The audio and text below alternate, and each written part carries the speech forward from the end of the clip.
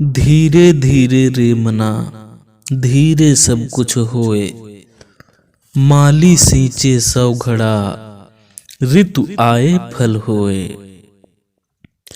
कबीर दास जी इस दोहे के माध्यम से बताना चाहते हैं कि जिंदगी में धैर्य रखने से सब कुछ पूरा हो जाता है। जैसे अगर कोई माली किसी पेड़ को एक ही दिन 100 घड़े पानी डाल दे, यानी एक ही दिन किसी पेड़ में बहुत सारा पानी डालने लग जाए, तो क्या उसमें फल तुरंत आ जाएंगे? नहीं, फल तो समय आने के बाद, यानी ऋतु आने के बाद ही लगते हैं। ठीक उसी प्रकार सफलता भी आपको तभी मिलती है जब सही समय आ जाता है। कर्म आपको करते रहना है, यानी पेड़ में पानी डालते रहना है। साईं इतना दीजिए जा मैं कुटुंब समाए, मैं भी भूखा न रहूं साधु न भूखा जाए।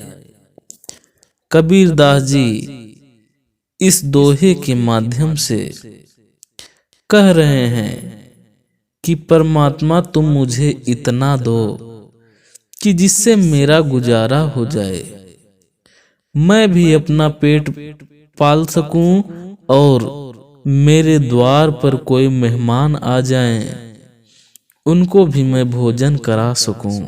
बस इतना ही मुझे देना, और कुछ नहीं चाहिए। गुरु गोविंद दो खड़े, काके लागू पाए। बलिहारी गुरु आपनो, गोविंद दियो बताए। कबीर दास जी कहते हैं कि शिक्षक और भगवान अगर साथ में खड़े हैं तो सबसे पहले गुरु के ही चरण छूना चाहिए। इसका कारण बताते हुए कबीर दास जी कह रहे हैं कि ईश्वर तक पहुंचाने का रास्ता गुरु ने ही दिखाया है, इसलिए गुरु भगवान से भी बड़े होते हैं। ऐसी वाणी बोलिए मन का आपा खोए, औरन को शीतल करे आपहु शीतल होए।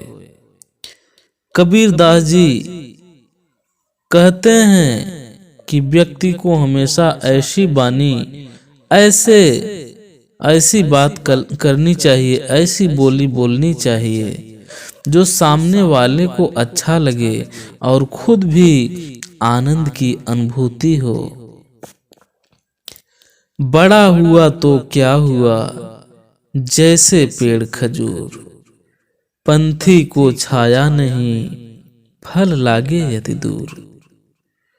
जिस प्रकार खजूर का पेड़ ऊंचा होते हुए भी किसी राही को छाया नहीं दे सकता है, और उसके फल भी इतनी ऊंचाई पर लगते हैं कि उसको तोड़ना बहुत कठिन होता है। उसी प्रकार से आप अगर कितने भी बड़े हो जाते हैं, धन दौलत आपके पास बहुत सारा हो जाता है, और अगर आप किसी गरीब का सहारा नहीं करते, किसी का सहारा नहीं बनते, तो इस धन दौलत का क्या फायदा है? आप खजूर के पेड़ की तरह हैं, सिर्फ बड़े हो गए हैं लेकिन किसी काम के नहीं हैं।